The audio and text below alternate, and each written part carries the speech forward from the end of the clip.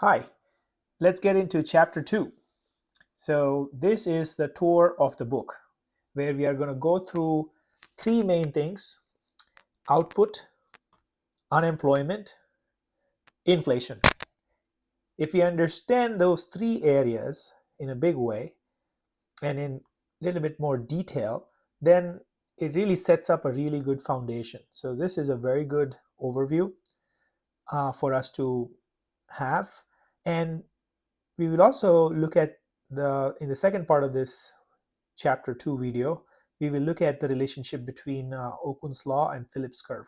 So in this one, I'm going to cover output and unemployment. So what is output? AKA GDP, yeah? What is aggregate output? For a country, the total amount of goods and services that it produces is its output, yeah? So we went through national income accounts, almost an hour video around what that is. Those were developed primarily after World War II to measure GDP. Yeah. And so GDP, in a sense, is the sum total of all the value of final goods and services in a given economy, like a country, for a given time period.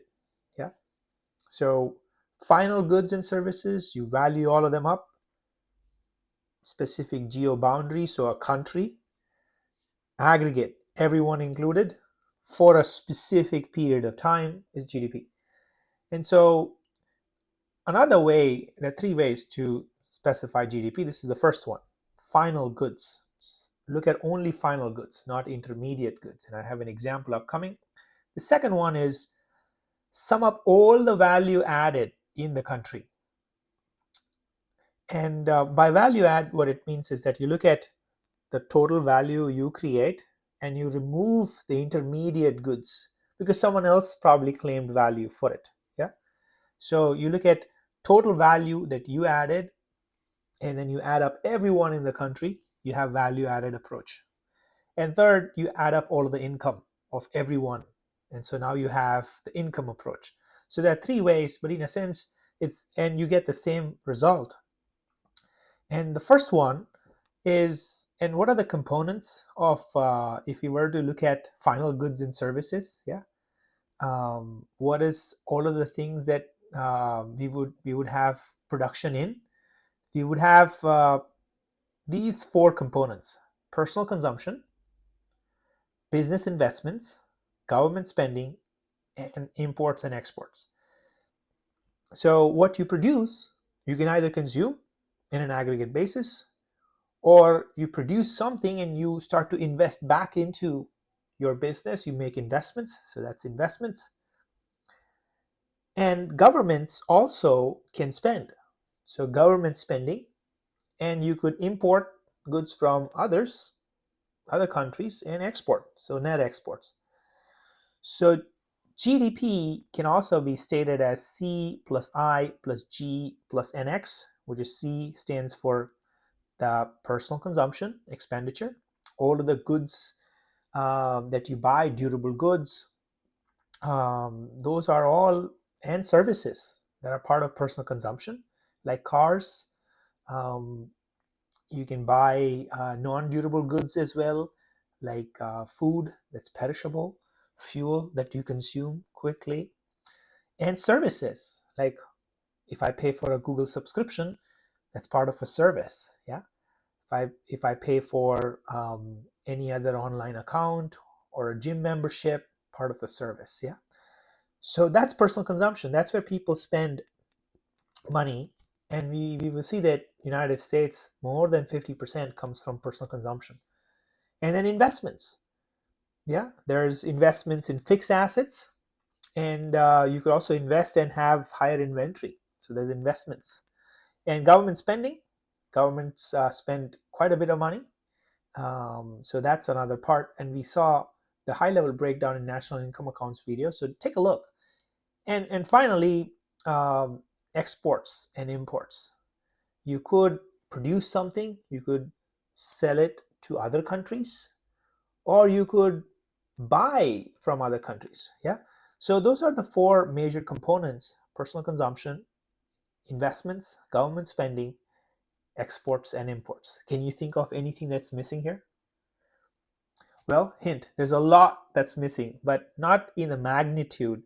For example, let's say if I were to drop off my brother to the airport, or if my mother or my cousins help me with babysitting my kid, it's not covered in any of this. Yeah. Or if I pay cash to someone for the service I got. Yeah.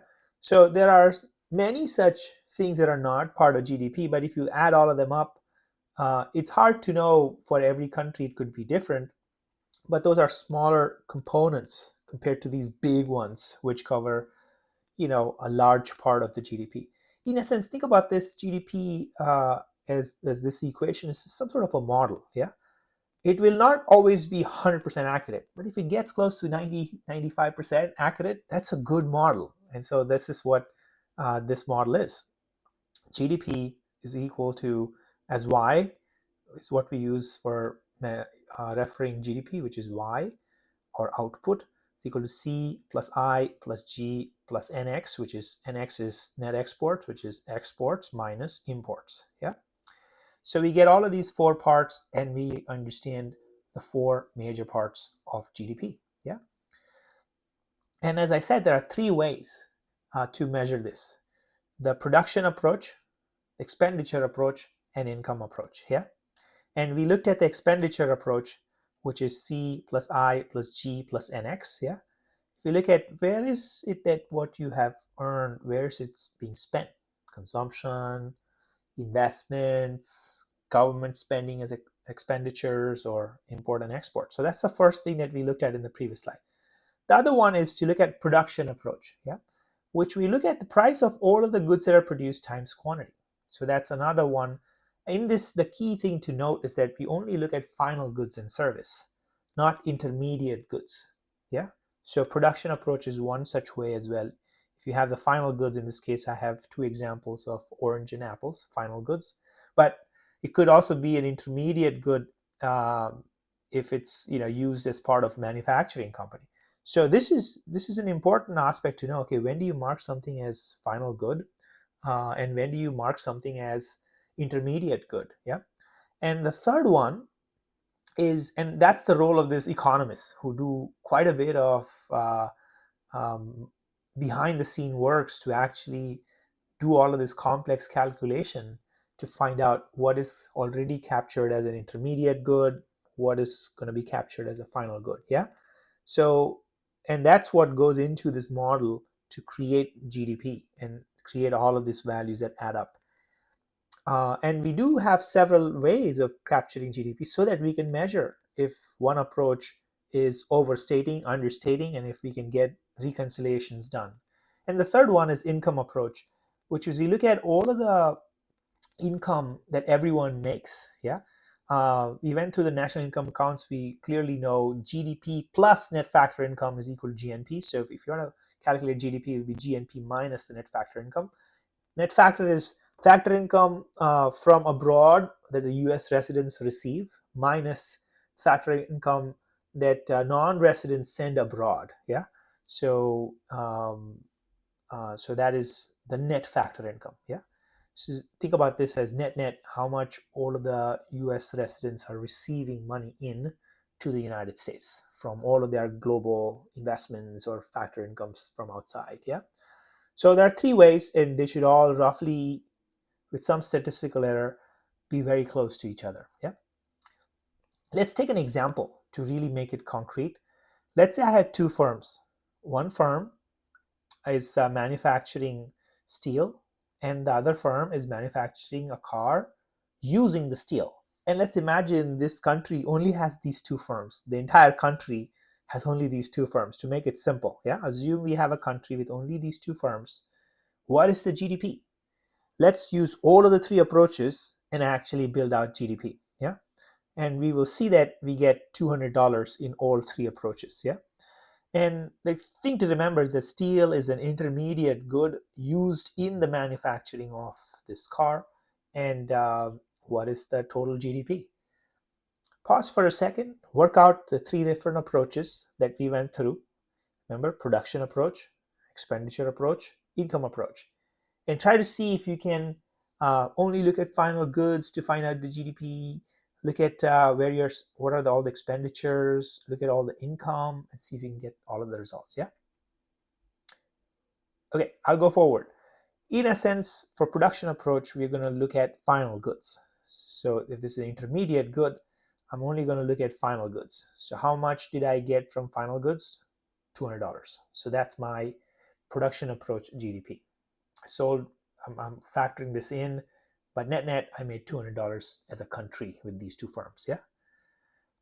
And if I look at the expenditure approach, is we look at all the value added, yeah, minus intermediate goods. So they have added $100, yeah.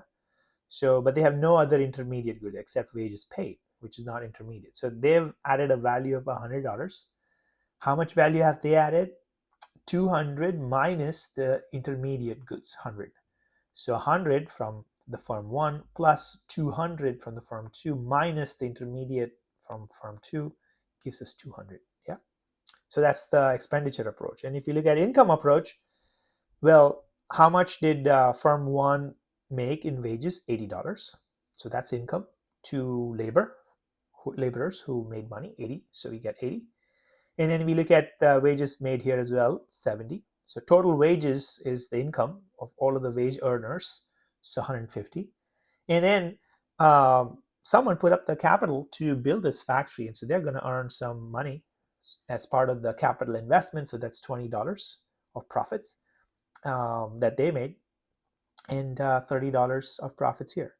So 20 plus 30, $50 of profits, and to the capital owners of these companies, and wage laborers get 150, so 200. Again, we got 200 in all three approaches. Yeah. So net, there are many ways to calculate GDP, and these are the three most common ones that are used. Yeah. So now let's make it even more concrete. Look at United States GDP breakdown as for 2024. Yeah. What would you guess? What would be the component of C plus I plus G plus NX for United States? Yeah. How much would they be spending in each of these areas? Yeah. So take a look. Roughly 67% comes from consumption, which is like huge. Yeah. Investments around 20%, which is like 18.22. Government spending, similar. Export and import. So we are a net. This is minus 14%. If you see the total number, imports is minus 14%. So you see this wedge out. And we'd have to, the area wouldn't match up because, there's a minus 14%. So the pie chart area would be slightly different, but you get the rough picture. Because net, we are exporting about $3 trillion, but importing 4. So there's a delta of $1 trillion that we are a net importer. Yeah. But you get a rough sense of 65%, which is huge, of comes from consumption. So when we start to see consumption reports, now okay, this is very important for the United States health as an economy. Yeah. And we also see that if we put this in perspective, investments 20% for US, but in China, this number for investments is close to 40%. In India, it's about 30% roughly. And India is a net importer as well. Net export is negative, not the case for China. Right? So different countries will have different distributions. So it's very important to know, okay, now I understand GDP. Now I know what are the components, C plus I plus G plus NX, and you keep hearing me this over and over. So let's really understand the major components and then get a sense of what is the rough split for a given country. Because if we know this, then we can compare the rough split for another country. Albeit there's going to be different currency for that country, different price level, inflation level for different countries. So comparison has to be done very carefully, but at least we know the rough split of what's going on in a given country. So this is super powerful. If you can understand what drives a given country, by looking at the total output in an aggregate and then have these major components broken down. Super powerful, yeah? And you can get all of this data. I've linked most of these sources and links in the slide deck when you want, yeah? The other part to learn about GDP is nominal versus real, yeah? Nominal GDP is, if you calculate nominal values, it's going to be the values in the dollar terms for that year, yeah? So nominal for 2020 dollar term, nominal for 2021 dollar term, right? So value of goods calculated from dollar values at that year. So every year you change the value of the amount that you spend. That's nominal. But if you want to now compare apples to apples, like saying, hey, I want to compare, has apples really gotten cheaper over time, or has my computer gotten cheaper over time? Then you want to compare um, in 1 year's base currency, because then you can then either move everyone up or move everyone down to that one currency, yeah? So you're not looking into the price level changing, but just looking at what is it in one constant year's currency. So we would refer nominal GDP as dollar GDP, or GDP in current dollars. So there are so many of these terms, but they all mean the same thing. So it's good to start building this vocabulary, saying, oh, nominal GDP, I get what that is. Or if you see dollar YT, then you know this is nominal, or dollar GDP, or GDP in current dollars as in the year that you're talking about, right? But if you look at real GDP, the book uses YT and doesn't have the dollar prefix. So then that's the convention that we will follow. And we are going to be using real GDP as sum of quantities of final goods times constant price for a given base year. A base year is basically a year that is fixed. And I think you will see various charts that we'll see. We'll see 2017 dollar terms, right? So that's what the book uses, but that's also updated regularly to get a different base year, yeah? But you would know what base year you're looking at, so that every value is using the same base year, yeah? Okay, so real GDP also has like different names, but they all mean the same. Real GDP, or GDP in terms of goods, yeah? GDP in constant dollar currency, GDP chained for a specific year's dollar, same thing, chaining as in fixing to that 1 year. GDP in 2017 dollar terms, same thing as saying this is all talking about real GDP. Or base year 2017 dollar GDP. So we now understand they refer to the same setup, yeah? So now let's calculate with an example. So nominal GDP, if I were to tell you this is the year 2020, 2021, 2022, and the price of the car per unit in that year that we sold that car, it was 20,000 in 2020. The same car was being sold at 22,000 for 2021, 25,000 for 2022.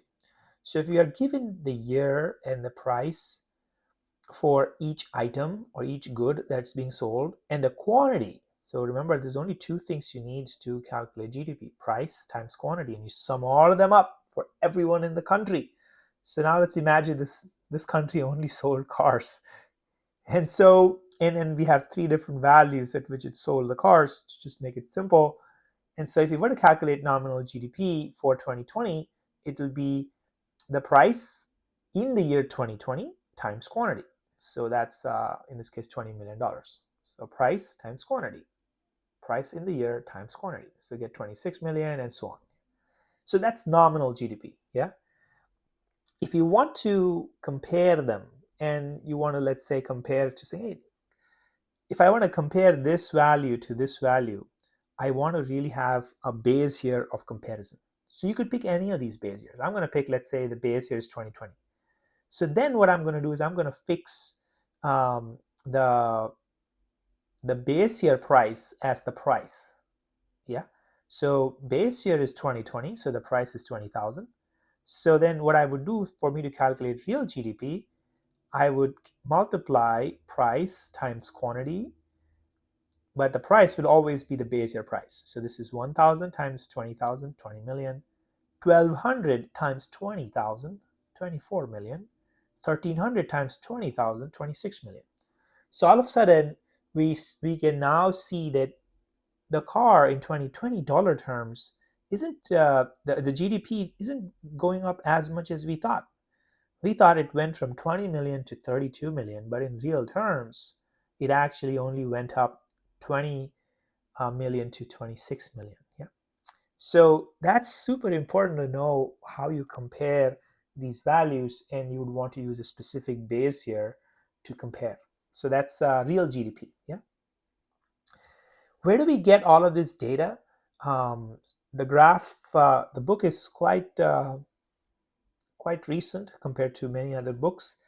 So just as of 2023, we still see some data. But let's say you're interested in 2024 data, and because soon going to be in the new year in 2025, and you want to look at 2025 data. So I want to point you to Fred, which has a lot of this data sets. If you want to find out the GDP, nominal GDP and real GDP. So nominal GDP is called gross domestic product, but real GDP has the prefix real gross domestic product. So we start to see that real GDP, and you'll also see that this data will be changed in a specific dollar currency, yeah, specific dollar base year. So if we see the nominal GDP has gone up like quite a bit, but real GDP, I think this uses 2017 chained year as a base year of 2017. We start to see that it has not gone up as much, yeah. But we start to see that even then it's still 23 trillion, which is huge, probably still really big.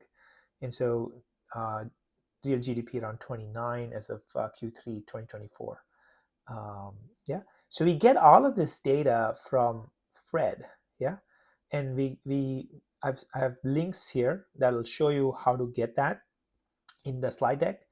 But in a sense, if you want to look at the growth, right, we look at the growth for a given year is what is the GDP in that year minus the GDP in the previous year divided by GDP in the previous year, yeah.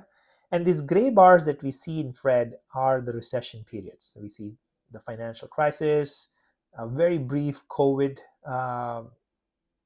crisis here, and we can add all of these charts by adding various lines. So you can add edit graph, and then you can add in this case I've added one more on top of the GDP line, which is the real GDP, yeah. And I've specified the quarter, and so what it does, it looks at the frequency and gives you the annual number for that, yeah. So this is where you get the latest data, and check out the links that'll give you the references to all of this in the slide deck. Getting the latest data annualized is super important, because let's say if you want to, in this case, find out the percentage change in real GDP. So you can actually do edit graph, and then give it, you can specify that I want annualized numbers, and it gives you that, yeah. So I've shown how to do a lot of this in the previous set of videos, so check that out, how to go to Fred, how to select edit graph, and how to make some of these changes, yeah. But in a sense, if you're making the right set of changes, you would see that you've selected compounded annual growth, and you've selected seasonally adjusted annual rate, and the frequency is quarter. And so then this matches up to what is usually seen and reported in Financial Times, The Economist. You start to see this number here, which is like, what is that percentage change? And then what is that annualized, yeah? So it's super important to familiarize with what is it that the news is actually quoting, and how does that relate to what am I able to get from the real sources. And so whether it's quoting the real GDP, the nominal GDP, whether it's quoting annualized percentages, or is it quoting just the actual number and the price level. So it's super important to know what it is and then map it out one-to-one. And if we can do that for these 4 areas, then that's a really good start for us, yeah. So how do we distinguish, if I buy a computer, if I buy a phone, and it just gets pricier and pricier. It was $500, now it's 600. I remember when I was in college, the first iPhone that came out was like close to $499, so $500. It was it didn't work. It had hardly half an hour, 1 hour of battery, but it was really awesome. And now these phones go for like thousands of dollars, right?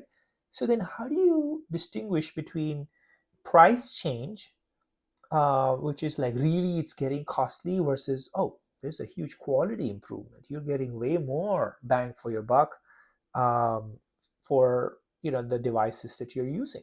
Or let's say before there used to be, two people could barely sit in a car that was built. Now we have a minivan, like six people. So is it really okay for me to um, compare, is it really okay for me to compare how, the price of my current computer with the price of, the computer 10 years ago? They'll be constantly improving. So how do we tease out the quality improvements versus real price improvements, or inflation? So one way that the Department of Commerce does this is through hedonic pricing, set of steps that they have. In a sense, they try to break down. Let's say if I were looking at a computer, for example, and the old model was sold in 2020 for $1,000, and it had 8 GB of RAM and 256 gigabytes of hard drive. But the new model has 1200. It goes to $1,200, but 16 double GB of RAM and then double storage. So what they do is they figure out what kind of adjustments to be made on this value through an algorithm that they use called hedonic prices, which just breaks things down into various characteristics, like how much are people paying for RAM, how much are they paying for storage, and so on and so forth. So in a sense, we start to see that once they make this adjustments of quality improvement, that it's actually getting cheaper. What you're able to buy for $1,000 in 2020, you're able to buy that for $900. So if some of you are interested, I have links here with how they actually do it. But in a sense, they fit a regression algorithm for various characteristics of a good that has constant quantity improvement. And then they try to find out, what are the coefficients of all of these characteristics. And then they can actually come up with this number, this adjustment. And once they do that adjustment, then they know how they can actually compare these items, yeah, and see if there's indeed inflation, or is it just quality improvement, yeah. And in this case, we clearly see that computers are actually getting, for the dollar that we spent, we're getting way more out of it, and from the computers, yeah. So super important to know that nuance as well as to how they might be doing this, because the price of goods is constantly changing, but we're also getting higher quality. We're able to transport many more people. Efficiency is getting better, and so on and so forth. So that is an important aspect to know, and to know that the economists are hard at work to make sure that these factors are considered. Unemployment, that's the second part and the last part we of this video. First one was GDP, and now we're going to look at the really interesting topic of unemployment rate. If we did these two parts, then that's good enough for this one, and we look at inflation and Okun's law and Phillips curve in the next video, yeah. So unemployment rate, look, this is the second big aspect. If you understand how the country is broken down into different parts of the GDP is broken down for a given country, you know that production happens because there are people working on it and there are machines doing the work. So unemployment is a big factor. So really understanding what's happening in a given country at a macro level is important. So we will see reports that regularly get published. In this case, the civilian unemployment rate is published very much regularly, about once a month, is when we have households, 60,000 of them. The CPS is the survey that happens. 60,000 households, so sampling wise, this is good enough, a pretty large sample. And then they do a really good job of getting high response rates, so it's representative. And so this survey is done to find out how many people are estimated to be, what percentage of people are estimated to be unemployed in the United States. So using the 60,000 data points, I know it sounds small, but statistically, this can be proven that this can be representative. And it's a pretty large amount of sample to estimate and get a really good, significant data point around what is potentially the estimate of unemployment rate in the United States. Yeah. So the CPS, current population survey done monthly, over 60,000 households, generates this data. And so we have this data constantly coming up. For GDP, we have quarterly numbers. For unemployment, we have monthly numbers. And we start to see that it has so much amazing data that tells us about, different categories, like the total unemployment rate that was just released a few weeks back, 4.2%, starting to inch up. It also tells us about civilian labor force participation, 62%, and employment to population ratios, around 60%. And we really care about this because if a lot more people are getting unemployed, then overall the country is not as utilizing the amount of labors that they have. So underutilization could be a factor. And it could also be a signal that there's psychological suffering in the country. And that is a huge one to look at, as to if this trend goes up, then there's a problem. Yeah. So now let's understand how all of these terms, what are all of these terms, and how are these numbers built? So let's start off with the basic one. People who have jobs are called employed. Yeah. And an unemployed number of people who do not have job but are looking and actively looking in the last 4 weeks. Labor force is the sum of employed and unemployed. And employment ratio is folks who are unemployed divided by labor force. And those folks are not looking for a job and don't have a job and are not looking for a job, not in the labor force. Yeah. So that's the high level definition. But now let's slowly build this up again. Yeah. So that we can actually arrive at how do we get to these numbers and what do these numbers actually mean? What are all of these ratios? And how do I, when I started seeing the news, 4.2% unemployment is going up, how do I interpret that? And what are these numbers? Yeah. So let's start off how the CPS survey is actually done. It starts off with civilian non-institutional population ages 16 and over. So looking at people who are employable. So non-institutional, primarily because it doesn't include folks in the military, people in hospitals, people in nursing homes, or people in prison. They are not factored into this. So these are non-institutional populations, civilians, 16 and older. Yeah. So we start off with that. These are not folks in institutions. They're available to do potentially any work for the country in terms of production. Yeah. Um, so we have folks who are from this who could be working or could be not working. Yeah. There are people who could be working or not working. From the people who are not working, they could be not working because they're absent from a job, they're on vacation, so I'm not working. Maybe they were laid off and are waiting for that next opportunity. And maybe they are laid off and they don't have a recall, so they are actively searching for a next opportunity. And in the last 4 weeks, they're available to do work. And maybe there are others who are like, I'm not going back, right? So there's probably those folks not working who are not looking for a job or don't have a recall, are not on vacation, but there are some other categories. Fair? Those people who are working clearly are employed. They could also be people on vacation or sick. They could still be on a payroll, so employed. Those people who are under a layoff and are actively looking or have a recall, they're unemployed. Yeah. These are people actively in the market, searching for a job, networking, applying for a job. So these are unemployed. And for all of these people that are not in these areas, they are called people not in labor force. So none of the above ones are people not in labor force. So these are the terms that we really need to get familiar with, because when we see in the news, we start to see unemployment rate, but then we need to understand what is unemployed, who are unemployed, who are all the people that are not in the labor force. So now these terms are being built. If you are either employed or unemployed, the sum of them is folks who are part of the labor force, meaning in a given country, these are the two set of people who could be ready to work first thing tomorrow if they had the job. or if they already have the job, they will be working, right? So labor force is some of all the folks that are employed and unemployed.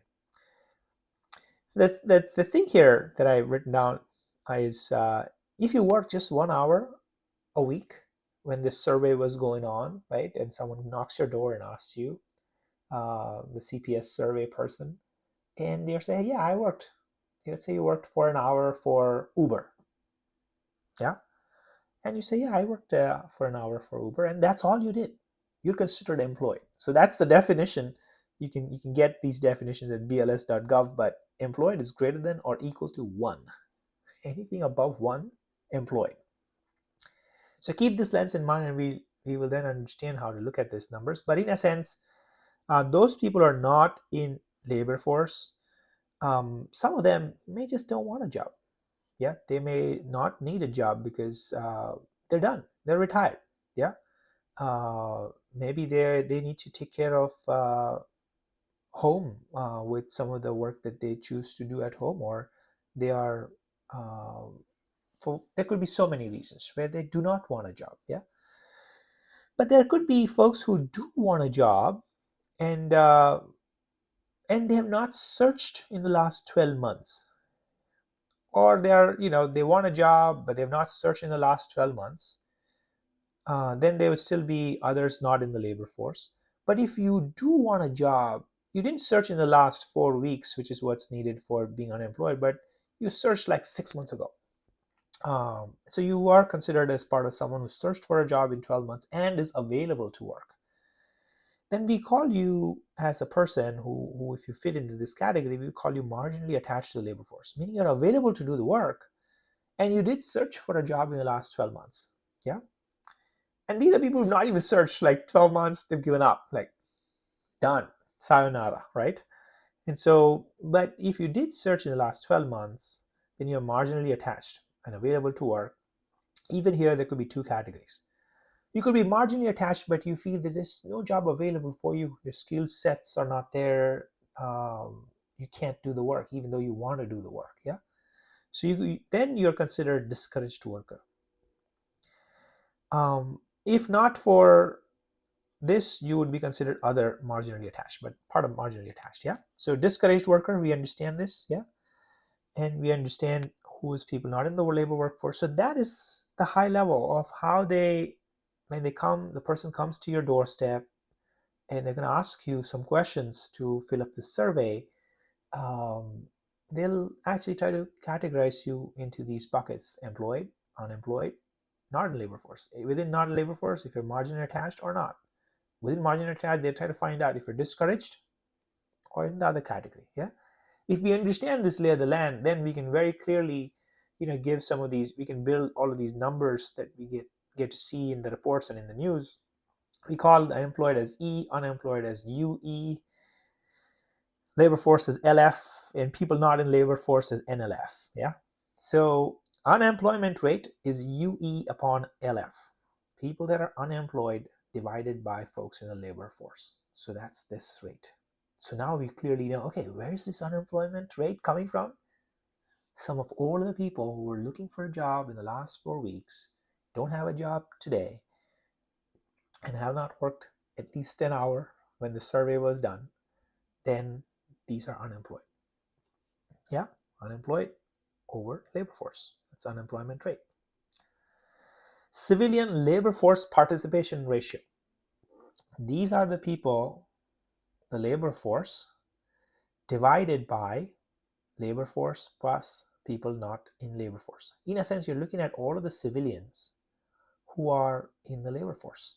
Yeah, so labor force divided by labor force plus not in labor force. This is civilian population. This is this gray box, or if you add up the green box and the pink box, you get civilian non-institutional population. So this is what percentage of people that are non-institutional civilian population are in the labor force. So roughly 62% of the United States is in the labor force. So let's say 60. What's happening to the other 40%? They are not in labor force. That is huge. So in a country of 100 people, 62 are working, 38 are not in the labor force, not working, right? So that is huge. Labor force also has some parts that are not working because they're unemployed, but you get to see how many people are in the labor force versus not in the labor force using this ratio. Yeah. So that's the civilian labor force participation. Third one, employment participation ratio or employment rate is the people who are employed. This is the healthy rate. It's like how many people are employed from all the people that we have. Yeah. So employed upon labor force plus folks not in labor force. So employed upon civilian non-institutional people. So this tells you close to 60%. So they're like 3% difference here. And so you get to see, oh, the 4% of the labor force is already here. So roughly you get to see that some of them are unemployed. Yeah. But unemployed, as I said, is the ratio over unemployed over labor force, not over the civilian population. So that's a slightly larger number because of that. But roughly, now we understand what is unemployment. And we can understand the report. This is actually the official report that gets sent out every month. What is the unemployment rate? What is the civilian labor force participation? What is the employment to population ratio? Yeah. So now we can interpret some of this. And if we had to take an example, this is interesting to take a note of. If you had 5 people employed, 5 unemployed, so we have a total of 10 in labor force, and we have 5 not in labor force, let's say. And let's imagine we have 3 not in this category, 1 discouraged and 1 marginally attached. If I were to ask you this hypothetical scenario, what happens when one person who was gainfully employed, they were here, yeah, they lose their job, and for the next few months, they don't look for a job. They don't even go here. Yeah, they go straight somewhere here. Possible, yeah. People are like, I'm fed up of work. I'm done. Done. So when that happens, look at what happens to unemployment rate. When someone stopped working and stopped looking for a job, we went from 5 out of 10, which is the unemployment rate of 50%, to 4 out of 9. Yeah, the labor force is also reduced. The denominator is reduced. So now this is 4, this is 9. So that's 44%. So unemployment rate went down. Yeah. And look at what happened to the labor force participation as well.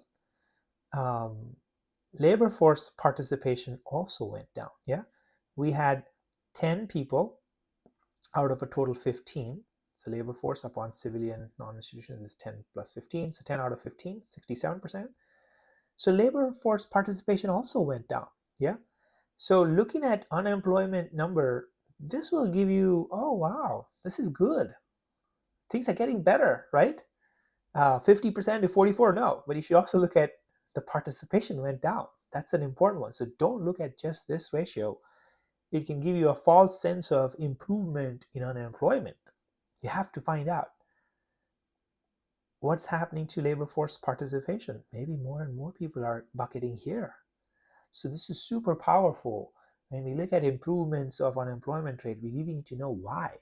Is it because more and more people are getting the job and that's why it is? Or is it that more and more people are not even in the labor force?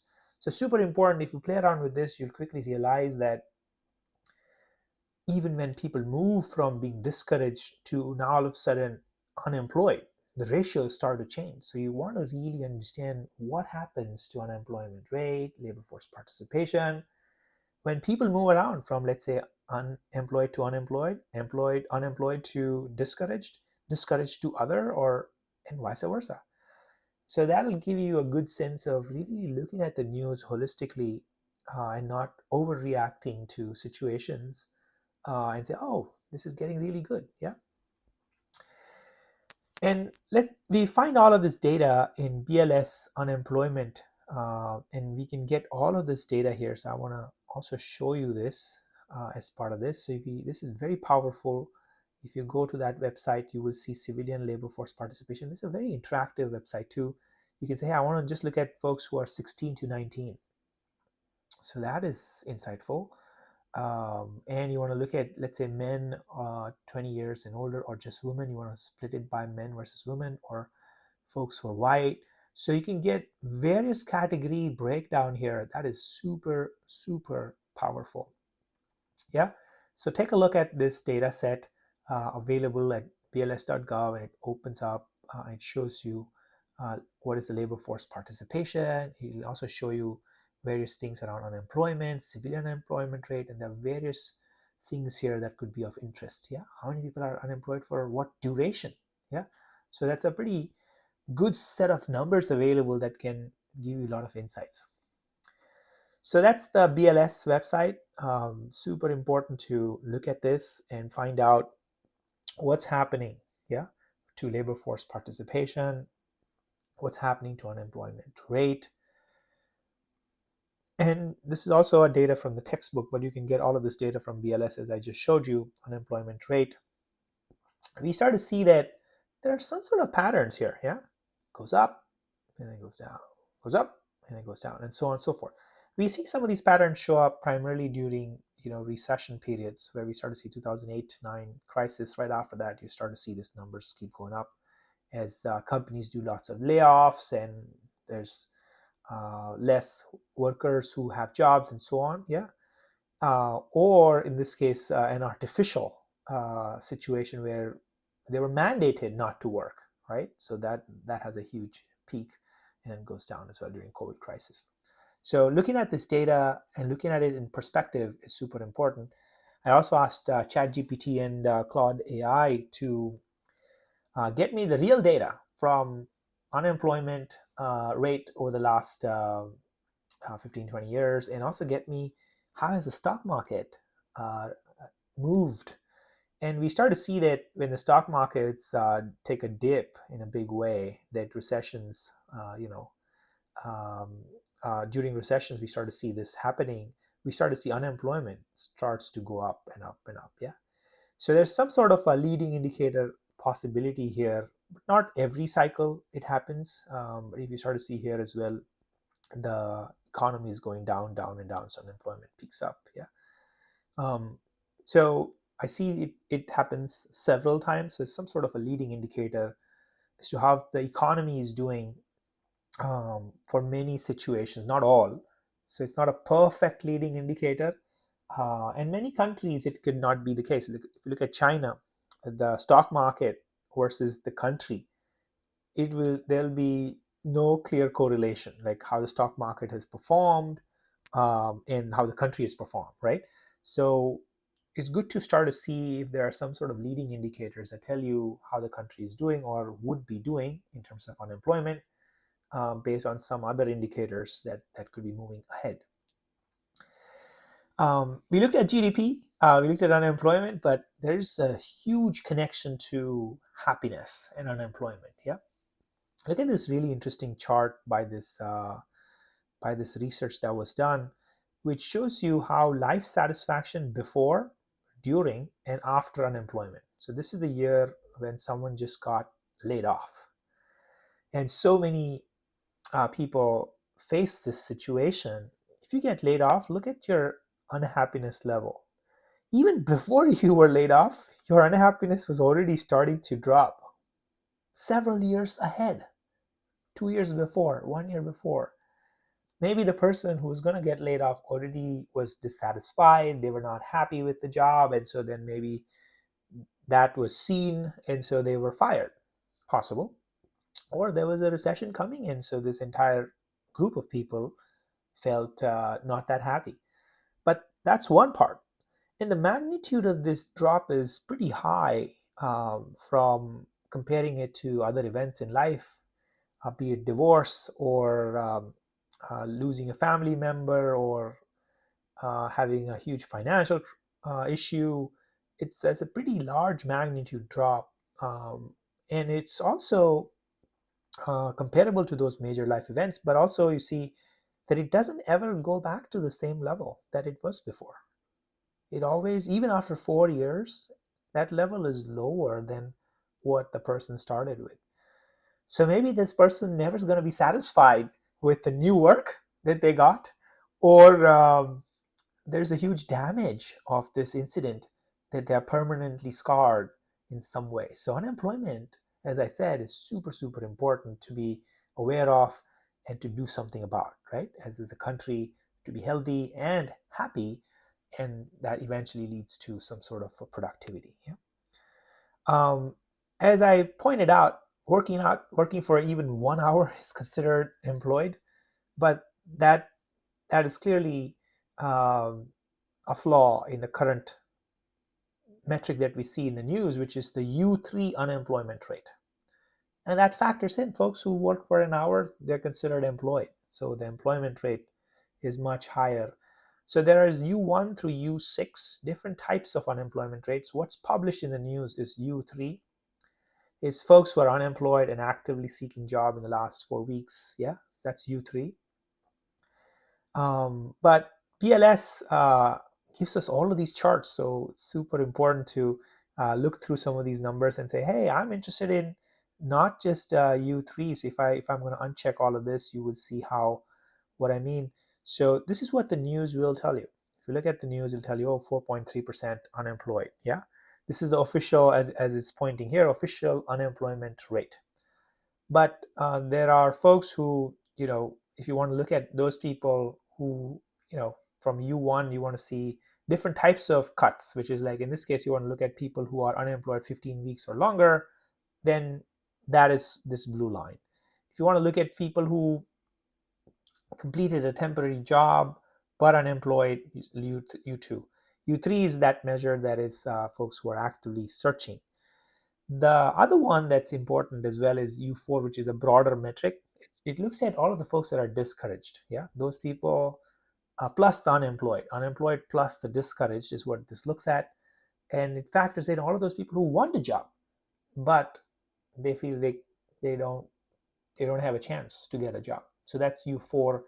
And then if you look at U5, it's even larger, broader. It covers all of the discouraged workers as well. Unemployed plus the discouraged workers are part of this.